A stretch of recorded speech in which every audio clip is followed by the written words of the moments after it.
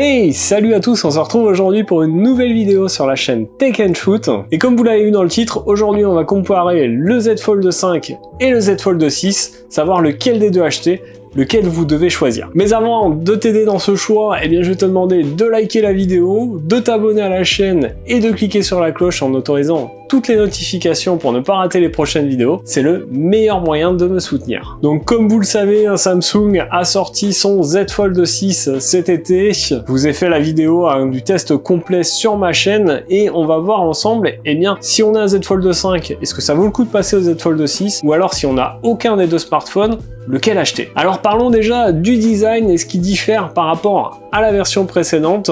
Et clairement, eh bien ce Z Fold 6 est beaucoup moins encombrant que le précédent modèle. Il est également moins lourd et du coup c'est un smartphone qui est plus agréable à prendre en main que la version précédente. L'écran externe est plus grand que sur la version de l'année dernière. Ils ont élargi la diagonale d'1 pouce. On a également un smartphone qui est 24 grammes plus léger que le modèle de l'année dernière, donc ça c'est vraiment agréable aussi. On a un smartphone qui pèse 234 grammes, c'est seulement 7 grammes de plus que le S24 Ultra. Donc pour un smartphone pliant de cette taille, eh bien, je trouve que c'est une belle performance. On a un design qui est un peu plus anguleux que l'année dernière, avec de belles finitions mat. Par contre, eh bien, toujours pas de stylet fourni avec, ni d'emplacement pour le ranger dans ce smartphone, et ça, sur un smartphone comme ça, c'est un peu dommage je trouve. Clairement, moi je trouve que sur ce nouveau modèle, la prise en main est réellement mieux que celle de l'année dernière. On a un smartphone qui est plus léger, qui tient mieux dans la main, qui est vraiment très agréable à utiliser, et je trouve que c'est une belle évolution par rapport au modèle de l'année dernière. En plus de ça, eh bien, on a un smartphone qui a une certification cette année IP48, donc qui a une étanchéité à l'eau, et donc une protection également aux particules de plus de 1 mm,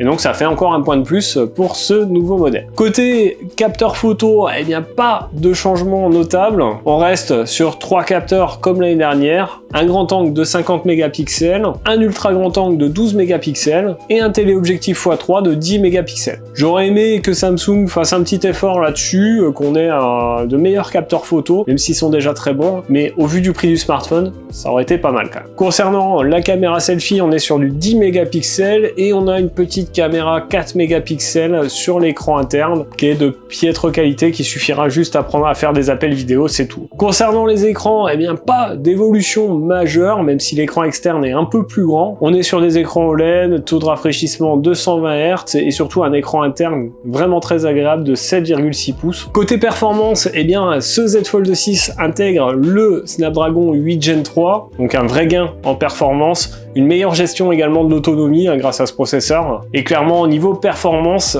on aura de meilleures performances avec ce Z Fold 6 par rapport au Z Fold 5. Évidemment, sur le modèle de cette année, on retrouve toutes les fonctionnalités Galaxy AI, l'intelligence artificielle de Samsung, et en plus de ça, et bien sûr ces nouveaux modèles, on va retrouver 7 ans de mise à jour Android et de sécurité. Alors, le point négatif sur ce nouveau modèle, c'est qu'il est plus cher que la version précédente, environ 100 € de plus par rapport au modèle précédent, ce qui en fait un des smartphones les plus chers du marché. Et globalement, et bien du coup, il est difficile pour ceux qui ont un Z Fold 5 de recommander ce Z Fold 6, parce que c'est un téléphone beaucoup plus cher, avec quelques améliorations certes, mais pas une grosse différence non plus. Après, pour ceux qui veulent se faire plaisir, évidemment, c'est un très bon smartphone, et normalement, si vous aimez ce genre de smartphone, vous devriez l'adorer. Donc voilà, ce nouveau Z Fold 6, c'est un très bon smartphone, difficile à recommander quand même pour ceux qui ont un Z Fold 5, mais clairement un smartphone dont vous ne serez pas déçus si vous l'achetez, et un smartphone que j'ai adoré tester pour ma part. Vous retrouverez le test complet sur ma chaîne, je vous mettrai la vidéo ici ou là. Donc voilà pour cette vidéo sur ce comparatif Z Fold 5, Z Fold 6.